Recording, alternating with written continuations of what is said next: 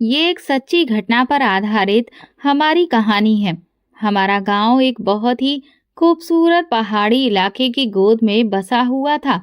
इन पहाड़ों के साए में चारों तरफ बड़े बड़े पत्थरों से बने हुए घरों को ये हरियाली और भी ज्यादा खूबसूरत बना देती थी। आसपास के इलाकों को घने लंबे लंबे पेड़ों ने चारों तरफ से अपनी छत्र छाया में ले रखा था। हमारे घरों से थोड़ी ही दूर पर उस पहाड़ी इलाके में एक बहुत खूबसूरत घाटी थी, जिसमें से ताजे पानी का एक झरना बहता हुआ आसपास के इलाके से होकर गुजरता था। ये एक ऐसा ठिकाना था जिसे अगर कोई देख ले तो उसे ऐसा लगे कि शायद स्वर्ग तो जमीन पर ही है। स्वर्ग के लिए कहीं और जाने की कोई जरूरत ही नहीं है। लेकिन कौन जानता था कि एक दिन इस स्वर्ग को किसी की नजर लग जाएगी और ऐसी अचानक से कयामत टूटेगी जिसकी कल्पना कभी किसी ने सपने में भी नहीं की होगी। एक सुबह जब गांव वाले सोकर उठे तो बाहर का नजारा देखकर उनके होश उड़ चुके थे, क्योंकि आधा गांव पहाड़ से टूटकर गिरने वाले भारी भारी पत्थरों के तले दब चुका था।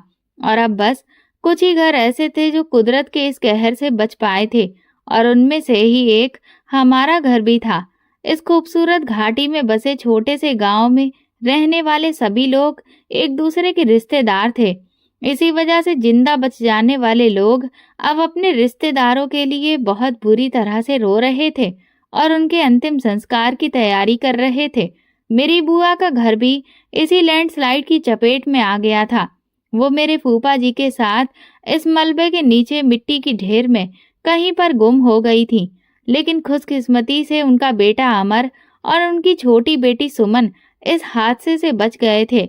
शायद सच ही कहा है किसी ने, जाको राखे साइयां मार सके ना कोई। ऊपर वाले ने जिसकी जिंदगी बख्शी है उसे कोई हाथ भी नहीं लगा सकता। इस हादसे से एक दिन पहले ही अमर और उसकी बहन सुमन किसी दूसरे गांव में शादी के समारोह में शामिल होने के लिए गए थे, और इसीलिए वो इस हादसे का शिकार होने से बच गए। जब वो दोनों भाई बहन लौटे तो ना तो उनका घर बाकी बचा था और ना ही माँ बाप। सब कुछ पूरी तरह से मिट्टी में मिल चुका था। सुमन ने जैसे ही ये सब देखा तो उसके तो शरीर से जान ही निकल गई थी। वो इस हादसे से बेहोश हो गई। उसे तुरंत ही पानी वगैरह पिलाया गया और मुंह पर पानी के छींटे मारे गए।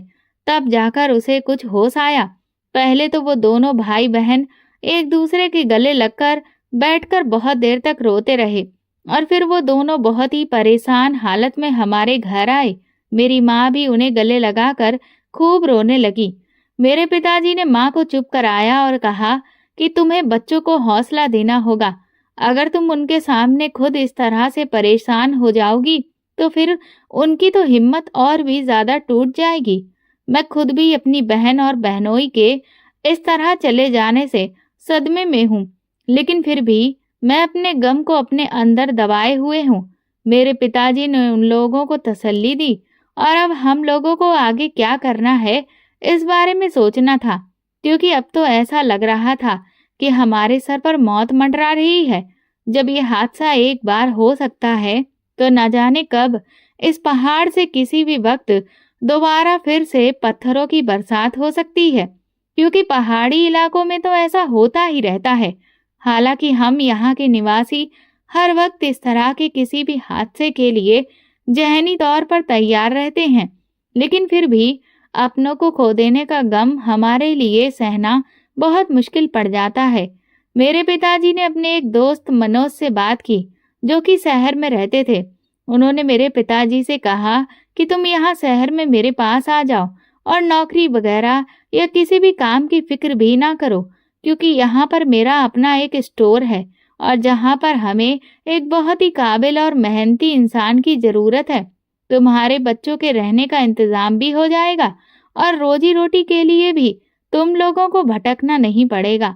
इतना सुनना था तो हमें तसल्ली हुई, क्योंकि बस इसके अलावा अब हमें और क्या चाहिए था। हमारे आगे अब यहाँ से जाना मजबूरी थी, क्योंकि हमारे इस खूबसूरत से गांव पर तो अब मौत का साया मंडरा रहा था। उसकी खूबसूरती को दहशत ने ढांप लिया था। मेरी माँ ने भी पिताजी को यही राय दी कि हम लोग शहर चलकर रहते हैं, वहां पर कम से कम रोजगार भी मिलेगा और जान को खतरा भी नहीं होगा। और फिर रहने का इंतजाम भी मनोज भाई साहब कर देंगे। जिस शहर में वो काम करते हैं वो बहुत बड़ा शहर है। इस तरह से हमारे बच्चों को अच्छी शिक्षा हासिल करने का मौका भी मिल जाएगा। मेरी बुआ के बेटे अमर गांव में ही नौकरी करके अपनी जिंदगी जी रहा था, जबकि सुमन तो अभी सिर्फ 14 साल की थी और वो अकेली तो नहीं रह सकती थी।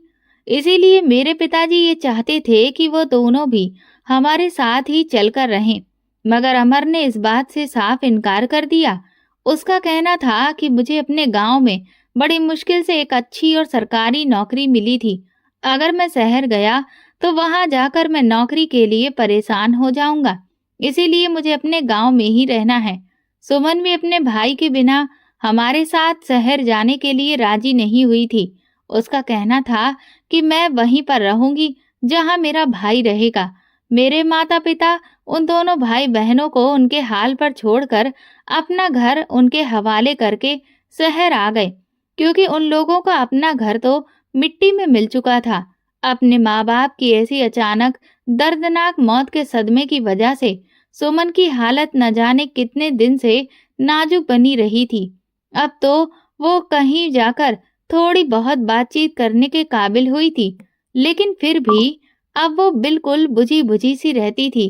वापस गांव जाने के बाद तो उसकी हालत अब और भी ज्यादा खराब रहने लगी थी।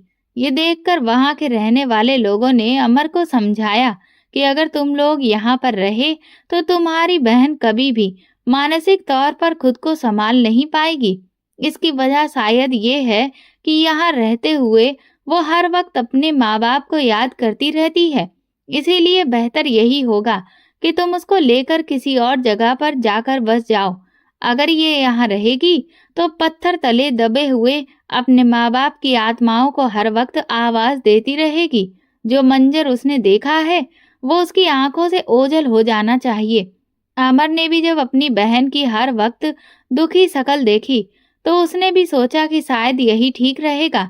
इसलिए उसने अपने ऑफिसर से बात की और फिर अपना ट्रांसफर करवा लिया।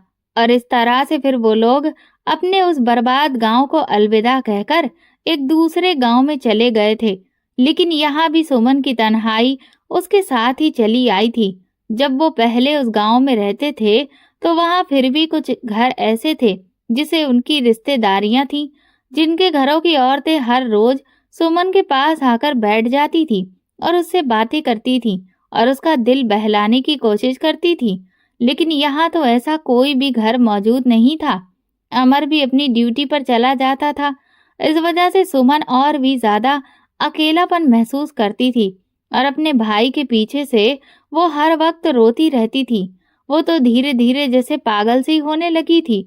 अमर अब अपनी बहन की हालत देखकर और भी परेशान हो जाता था, लेकिन अब उसके लिए बार बार अपना ट्रांसफर करवाना भी बहुत मुश्किल था। जिस औरत ने उन लोगों को ये वाला मकान किराए पर दिया था, उसका घर भी बिल्कुल बगल में ही था। उस औरत का नाम संगीता था। वो एक दिन उनके घर पर आई और उनसे पूछने लगी कि यहाँ पर आपको किसी भी तरह की कोई परेशानी तो नहीं है। तब अमर ने उस औरत से बात की और अपनी सारी परेशानी उन्हें बताकर उनसे मदद की गुहार लगाई। जब संगीता ने अमर की सारी बातें सुनी तो उन्हें भी काफी दुख हुआ। उन्होंने रोती हुई सुमन को अपने गले से लगाकर कहा, परेशान मत हुआ करो बेटी, आज से तुम मुझे ही अपनी माँ समझो और मैं भी तो तुम्हें अपनी बेटी ही समझूंगी, बल्कि अब तुम मेरी बेटी ही हो। अब से तुम बिल्कुल भी अकेली नहीं हो, तुम मेरे पास रहोगी। मेरी भी एक ही बेटी है जो कि शादीशुदा है और शादी के बाद अब वो मेरे पास बहुत ही कम आती है, क्योंकि उसकी शादी यहाँ से एक बहुत दूर गांव में हुई है और उसके ससुराल वाले उसे मेरे पास बहुत कम आने देते हैं। मेरा बेटा तो कोई है नहीं और मेरे पति का भी देहांत हो चुका है। मैं भी तुम लोगों की तरह ही अपने घर में बिल्कुल अकेली रहती हूँ और इस अकेलेपन से मैं भी परेशान रहती हूँ। इसलिए आज से मैं तेरा सहारा बनूंगी और मेरी बेटी तो मेरा सहारा बनना। अमर के लिए इस नेक दिल औरत का दिलासा उसकी जिंदगी में एक नई रोशनी बन गया था। संगीता की बातों से उसे बहुत तसल्ली मिल गई थी। संगीता उनके घर में आकर खाना भी खुद ही बना जाती थी। इसलिए अब उन लोगों को खाना बनाने की झंझट से भी छुटकारा मिल गया था। अब अमर अपनी बहन की फिक्र से पूरी तरह से आजाद हो गया था। जब भी उसे किसी काम से शहर जाना होता तो सुमन को वो संगीता मौसी के हवाले कर जाता। संगीता मौसी उसके लिए एक बहुत ही प्यार करने वाली औरत साबित हुई थी। सुमन भी अब पहले की तुलना में थोड़ा सा हंसने बोलने लगी थी। इसकी वजह संगीता ही थी, जो उसके जख्मों पर मरहम का काम कर गई थी। संगीता ने अमर के भरोसे को भी कभी ठेस नहीं पहुंचाई थी और सुमन का उन्होंने बहुत ज्यादा ख्याल रखा था और वो सुमन को हर तरह से खुश रखने और उसे आराम पहुंचाने की कोशिश करती थी। उन्हें तन्हा औरत की जिंदगी में भी सुमन एक ताजा हवा के झोंके की तरह आई थी। उन्हें भी जैसे अपनी बेटी वापस मिल गई थी। अमर अब अपनी बहन पर होने वाले सारे खर्चे को संगीता मौसी को ही दे दिया करता था, ताकि वो भी सुमन को अपने घर पर रखने के कारण उसे बोझ न समझे, क्योंकि संगीता मौसी अमर के पड़ोस में ही रहती थी। इसी वजह से ड्यूटी से वापस आने के बाद वो अपनी बहन को उनके घर से बुला लिया करता था। कई बार रात को भी सुमन संगीता मौसी के पास ही सो जाती थी। ये बहुत बड़ी मुश्किल थी, जो कि अमर के लिए ऊपर वाले के रहमो करम से अब हल हो गई थी। उन्हीं दिनों ऑफिस के काम से बार बार अमर को शहर आना जाना पड़ता था। अब वो पूरी तौर पर संगीता मौसी के ऊपर ही सुमन को लेकर निर्भर हो चुका था और इसीलिए वो फिक्र होकर अपने काम से शहर भी आराम से चला जाता था। अब अगर उसे कुछ दिनों तक शहर में रहना भी पड़ जाता था तो भी उसे सुमन के बारे में सोचकर कोई भी परेशानी नहीं होती थी, क्योंकि अब वो भी काफी खुश रहने लगी थी।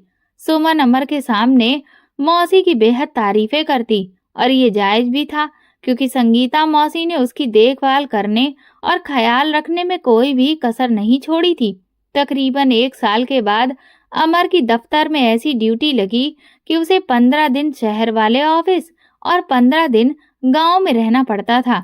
उन्हीं दिनों पता चला कि संगीता मौसी का भांजा शहर से उनके पास रहने आया है, जिसका नाम विनय था, क्योंकि अब सुमन ज्यादातर संगीता मौसी के घर पर ही रहती थी। रात को भी वो अक्सर उनके पास ही सो जाती थी। मगर अब विनय के आ जाने से सुमन कुछ घबराहट सी महसूस करने लगी थी। सुमन अब 15 साल की हो चुकी थी और वो लड़का उम्र में उससे तकरीबन 11-12 साल बड़ा था। सुमन की कद काठी और रंग रूप अब खूब निकल आया था। वो बिल्कुल मासूम सी गुलाब के फूल के जैसी थी। वो इंसान उसे अजीब नजरों से देखने लगा था। सुमन अब अजीब मुसीबत में पड़ गई थी। अब उसको विनय के मौसी के घर में रहने से परेशानी महसूस होती थी। वो इंसान की नजरों को बहुत अच्छे से पहचानती थी, जो अक्सर उसे टकटकी बांध कर देखता रहता था, जिस वजह से उसका वजूद थर-थर कांपता था। अक्सर वो तंग आकर अपने घर वापस आ जाती थी, लेकिन यहाँ भी खाली घर में उसका मन नहीं लगता था, क्योंकि अमर तो घर पर होता नहीं था। आखिर यहाँ अकेले रहकर वो करती भी क्या? और जैसे ही शाम ढलने को होती, उसे अपने ही घर से खौफ महसूस होने लगता था और उसे अपने गांव के घर का वो खौफनाक मंजर, वो मलबा और माँ बाप बहुत बुरी तरह से याद आने लगते थे, जो उसके दिलो दिमाग पर एक भयानक असर डालते थे। उसे ऐसा लगता था कि जैसे वो अपने घर में नहीं, बल्कि किसी भूत प्रेत के साए में रह रही हो। संगीता मौसी के घर पर तो आस पड़ोस की बहुत सारी औरतें बैठने के लिए आ जाती थीं और इसीलिए उनके घर में तो एक रौनक सी लगी रहती थी और उन औरतों की बातों से उसका जी भी बहल जाता था।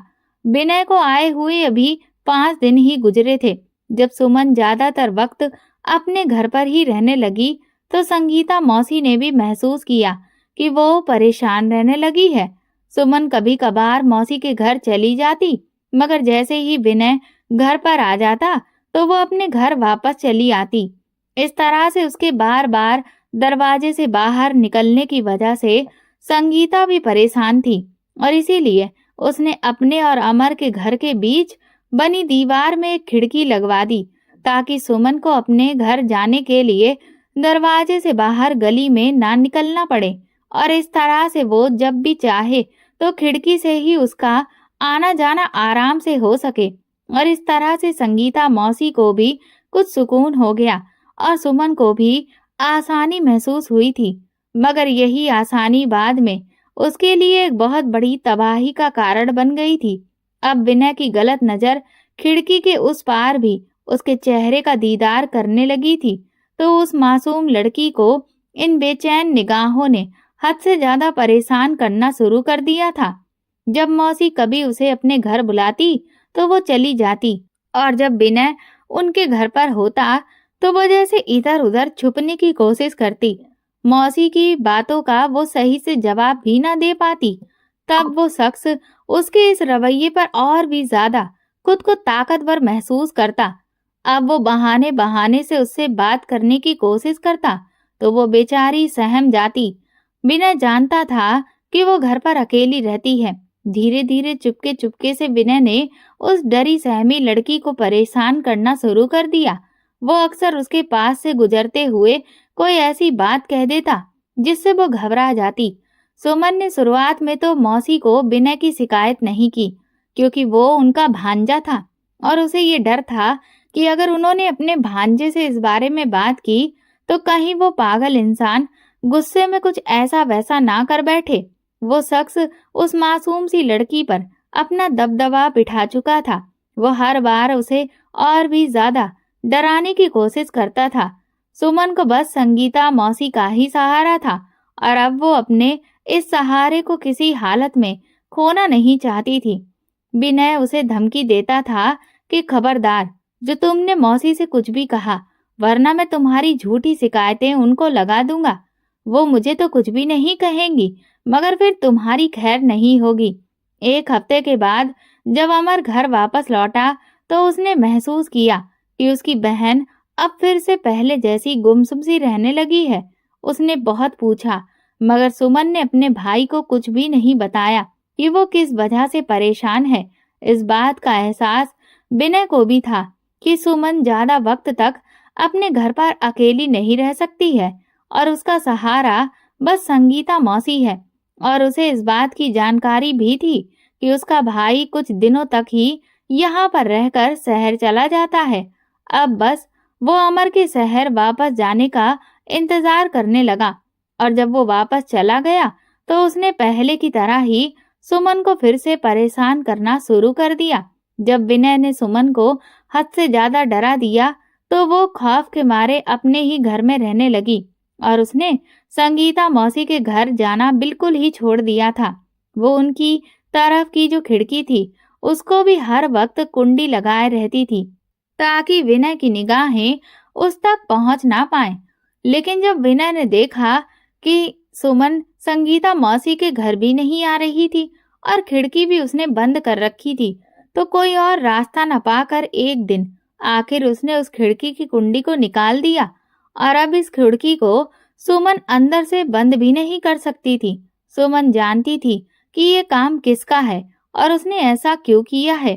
अब की बार उसे बहुत ज्यादा गुस्सा आया था कि अब तो उसके सब्र की हद ही खत्म हो चुकी थी। तभी कोई भी रास्ता ना पाने के बाद उसने मौसी के घर जाकर विनय की शिकायत कर दी। मौसी ने अपने भांजे को बहुत डांटा कि आखिर तुझे इस बेसहारा मासूम सी लड़की से क्या दुश्मनी है। उन्होंने उसकी काफी बेइज्जती की। इस वजह से अब विनय ने दिल ही दिल में ठान लिया था कि अब तो ये सुमन मेरी जिद बनकर ही रहेगी, और अब उसके हाथ धोकर वो पीछे पड़ गया था। यहाँ तक कि अगर मौसी दोपहर को कभी दवाई खाकर सो जाती तो वो खिड़की के रास्ते सुमन के घर आ जाता और उसका हाथ पकड़कर उससे बदतमीजी की कोशिश करता। अब तो वो सुमन को अपने ही घर में सुकून भी नहीं लेने दे रहा था। वो उसे कहता था कि तुमने मेरी शिकायत मौसी से क्यों की है? अब तुम देख लेना कि मैं तुम्हें किसी भी हाल में नहीं छोड़ूंगा। अपनी बेइज्जती का बदला मैं तुमसे लेकर रहूंगा। अब की बार सुमन ने भी गुस्से में उसे धमकी दी कि पहले तो मैंने तुम्हारी शिकायत सिर्फ मौसी से की थी, और अब लेकिन मैं मौसी से नहीं बल्कि तुम्हारी शिकायत अपने भाई से करूंगी। आ जाने दो इस बार मेरे भाई अमर को। अब अगर दोबारा तुम इस खिड़की से मेरे घर में आए तो फिर अपना अंजाम पहले ही सोच लेना। इस बात पर वो और भी ज्यादा गुस्से में आ गया और कहने लगा कि तुम मेरी शिकायत करके तो देखो, मैं तुम्हें इस सारे मोहल्ले में बदनाम कर दूंगा। तू आखिर चीज क्या है? मेरे आगे तू मेरा कुछ भी नहीं बिगाड़ सकती। सुमन बेचारी एक मासूम, कमजोर सी लड़की थी, लिहाजा विनय की धमकी से वो डर गई। वो बेचारी तो इस अनजान जगह पर बस मौसी के सहारे से रह रही थी। सुमन के इतने ज्यादा डर जाने की वजह से विनय की हिम्मत अब और बढ़ गई और फिर एक दिन मौका पाकर उसने सुमन के साथ वो कुछ कर दिया जो बहुत दिनों से उसके शैतानी दिमाग में चल रहा था। उसने खिड़की से उसके घर जाकर उस बेबस लड़की की जिंदगी खराब कर दी। अब रोज ही वो उसे धमकाने लगा कि मैं सबको बता दूंगा और फिर इस तरह से 15 दिन तक विनय उस बेचारी लड़की को डरा धमका कर उसकी बेबसी का फायदा उठाता रहा। 15 दिन बाद जब उसका भाई अमर वापस आया तो उस वक्त सुमन की दुनिया लुट चुकी थी और उसकी जिंदगी में जहर घुल गया था। अमर के आते ही विनय ने अपना बैग उठाया और मौसी के घर से चला गया। किसी को भी इस बात का एहसास नहीं हुआ कि इस बीच सुमन ने क्या कुछ नहीं सहा था, मगर अमर ने ये जरूर महसूस किया कि उसकी बहन दिन ब दिन कमजोर होती जा रही थी। जब काफी दिनों तक सुमन की ऐसी ही हालत रही तो उसने अपने बड़े ऑफिसर से रिक्वेस्ट की कि उसकी ड्यूटी उसके ही गांव में लगी रहने दी जाए, क्योंकि वो अपनी बहन को दूसरों के सहारे पर नहीं छोड़ सकता। अपने गांव में उनके रिश्तेदार तो थे, लेकिन यहाँ पर तो सब लोग अनजान हैं। उसने उनसे रिक्वेस्ट की, यहाँ पर उसकी गैर मौजूदगी में पीछे उसके अकेली बहन को बहुत नुकसान पहुंच सकता है और इसीलिए अब वो शहर नहीं जाएगा।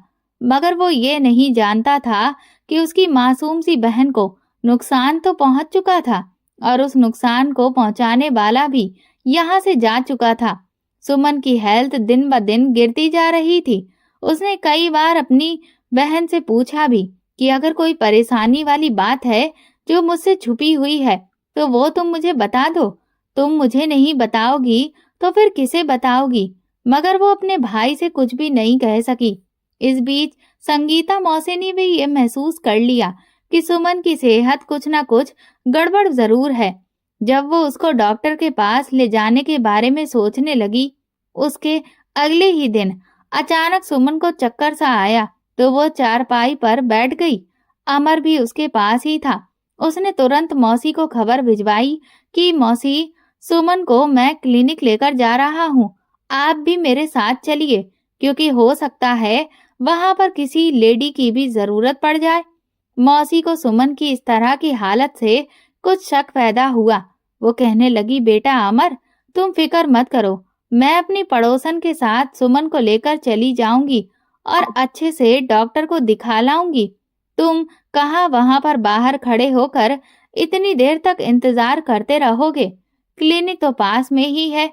इस बात पर अमर ने मौसी का शुक्रिया अदा किया और फिर मौसी सुमन को लेकर डॉक्टर के पास गई। मगर वहां डॉक्टर ने जो सच्चाई बताई उसे सुनकर तो मौसी के पैरों तले से जमीन निकल गई। डॉक्टर ने बताया कि सुमन उम्मीद से है। अब ये ऐसी बात थी कि जिसको वो अमर को बता भी नहीं सकती थी, क्योंकि उसने तो भरोसा करके अपनी 15 साल की मासूम सी बहन को उनके ही हवाले किया था। जब मौसी ने सुमन से इस बारे में पूछा तो उसने उन्हें सब कुछ सच सच बता दिया। ये सुनकर तो उन्हें समझ ही नहीं आ रहा था कि वो अमर को क्या मुंह दिखाएगी, कि आखिर उन्होंने कैसी सुरक्षा की है सुमन की। वो तो कभी सोच भी नहीं सकती थी कि उस बच्ची की जिंदगी खराब करने वाला कोई बाहर का नहीं, उनके घर का ही होगा। घर का भेदी ने ही लंका ढाई थी।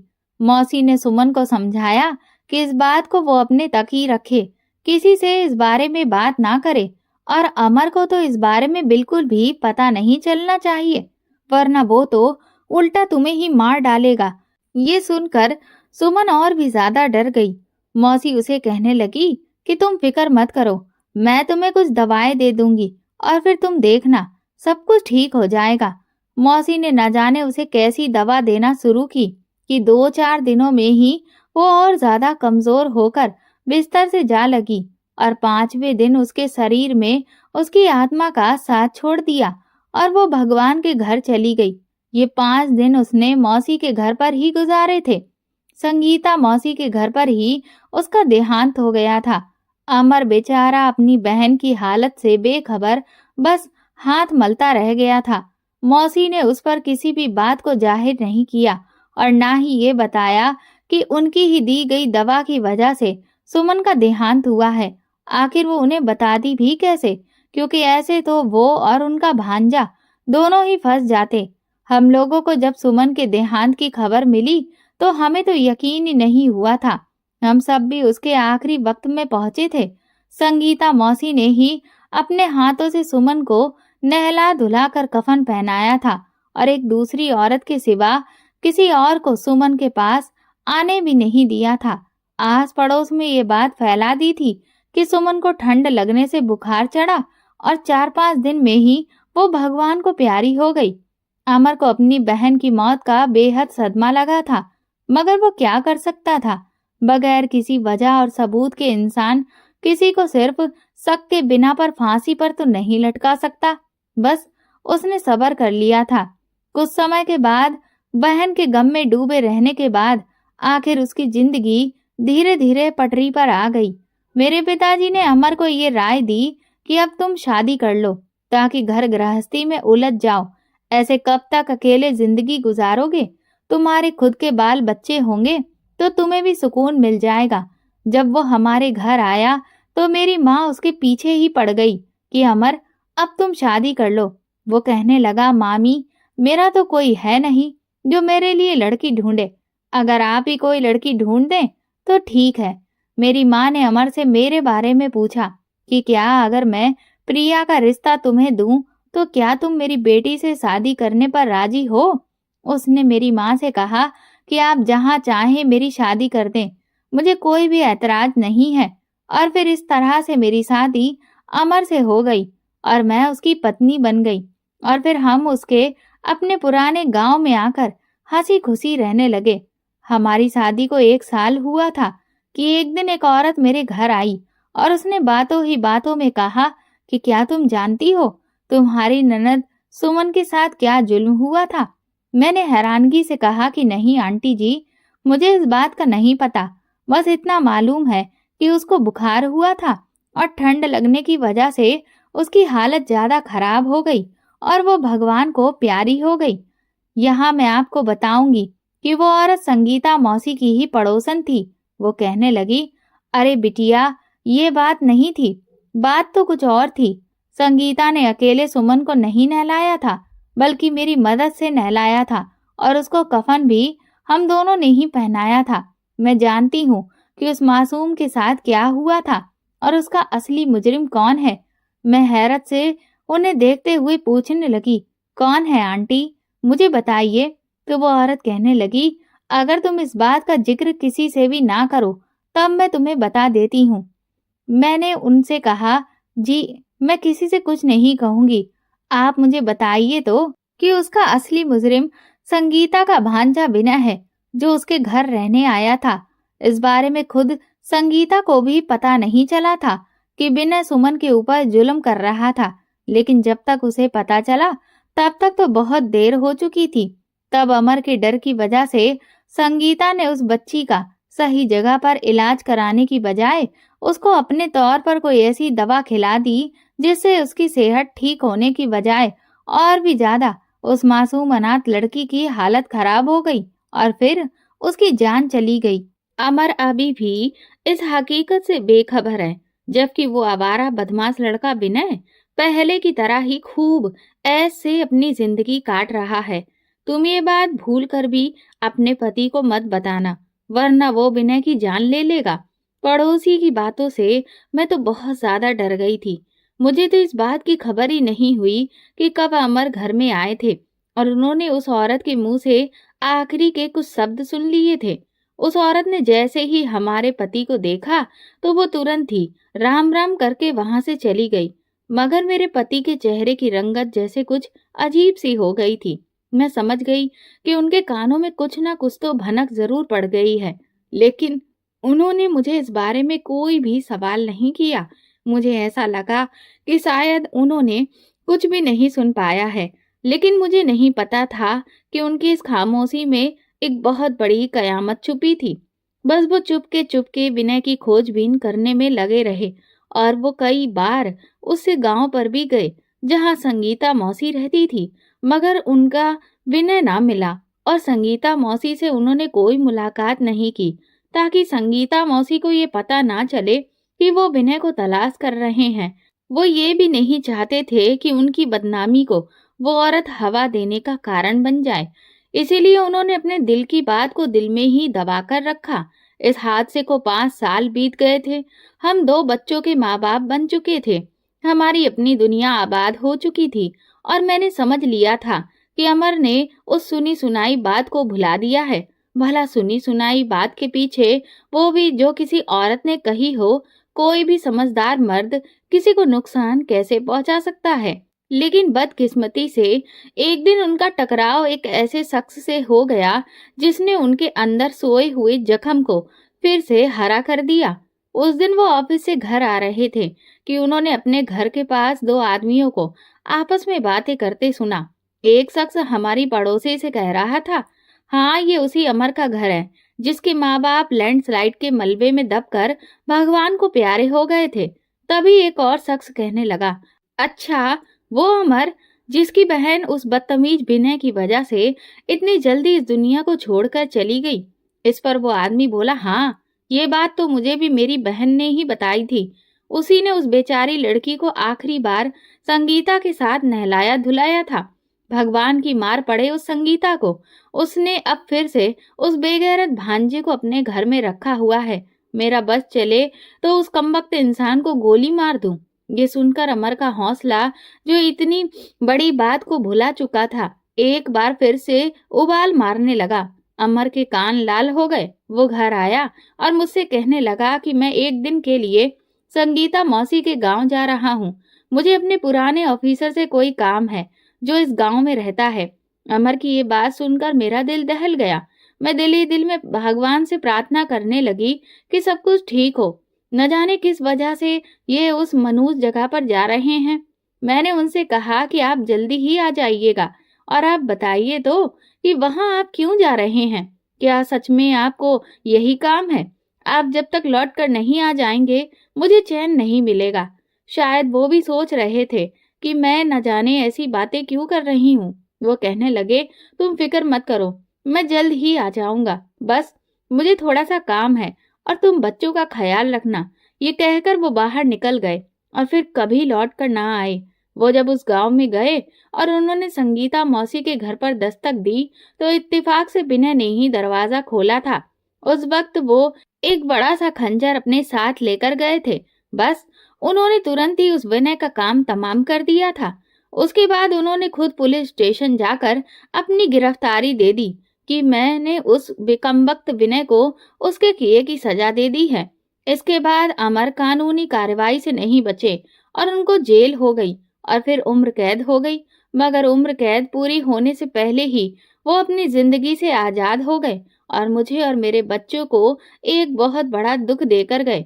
अब हम जब तक भी जिएंगे, हमेशा इस दुख को सहते रहेंगे। मुझे तो यही लगता था कि वो अपनी बहन का दुख भूल चुके हैं और अपने बाल बच्चों के साथ अब खुशी खुशी रह रहे हैं। मगर बुरा हो इन बिना सोचे समझे बात करने वाले लोगों का, जो ये नहीं जानते कि वो क्या कह रहे हैं और कौन उन्हें सुन रहा है। उनके मुंह से निकले हुए शब्द कई बार किसी की जान भी ले सकते हैं। अमर की मौत के बाद जो भी लोग हमारे घर पर दुख प्रकट करने के लिए आए थे, उनकी भी जुबानें बंद नहीं हो रही थी। वो मेरे बच्चों के सामने वही पुरानी बातें दोहरा रहे थे। कोई सुमन की वो कहानी दोहरा रहा था, तो कोई विनय को किस तरह से मारा गया, इन सब बातों पर चर्चा कर रहा था। शांति पाठ के बाद एक दिन बातों ही बातों में मेरे भाई ने जब मुझे ये सारी बातें बताई, तो मैंने अपने कानों पर हाथ रख लिए। अब मुझे समझ आया कि ये वो तीलियां थीं जो जलती हुई उन कमबख्त लोगों की जुबानों से निकाली गई थीं और इन्हीं तीलियों ने मेरे पति के अंदर सोए हुए इंतकाम को आज दिखाकर उन्हें कातिल बना दिया था। इसी वजह से उन्होंने इस पल ना तो अपने बच्चों का ख्याल किया कि वो अनाथ हो जाएंगे और ना ही मेरा। कि मैं विधवा होकर अपनी सारी जिंदगी कैसे गुजारूंगी, जो आज बहुत दिनों पहले ही ठंडी पड़ चुकी थी। ये पंचायती इंसानों ने अपने तानों से उसको दोबारा भड़का दिया। ये जज्बाती लोग कब ये सोचेंगे कि उनकी की गई बातों का अंजाम बाद में दूसरों को सारी जिंदगी भुगतना पड़ता है। आज भी जब मेरे बच्चे रोते हुए घर आकर मुझे ये कहते हैं कि फलाने बच्चे ने मुझे ये कहा कि तुम्हारा बाप कातिल था, तो मेरा दिल दर्द से फटने लगता है। मेरा दिल जानता है कि मेरे पति किस कदर नरम दिल इंसान थे। वो तो किसी अनजान की तकलीफ को देखकर भी बहुत परेशान हो जाते थे। उन्होंने अपनी सारी जिंदगी एक अच्छा इंसान बनकर ही गुजारी थी। पहले उन्होंने अपने माता पिता को खोया और फिर अपनी बहन को। वो बुरे इंसान बिल्कुल भी नहीं थे, मगर हालात ने उनको कातिल बना दिया था। लेकिन आखिर इस सब में कसूरवार कौन था? जो असली गुनाहगार था, उसे तो एक बार में ही उसके किए की सजा मिली, लेकिन मेरे बच्चे और मैंने बिना कोई गुनाह किए भी पूरी जिंदगी सजा भुगतेंगे। दोस्तों, अगर आपको हमारी कहानी पसंद आई हो तो कमेंट करके जरूर बताएं और वीडियो को लाइक करके ज्यादा से ज्यादा शेयर करें। चैनल पर नए हैं तो सब्सक्राइब करें और हाँ, नोटिफिकेशन बेल को जरूर दबाएं ताकि अगली अपडेट सबसे पहले आपको मिले। धन्यवाद।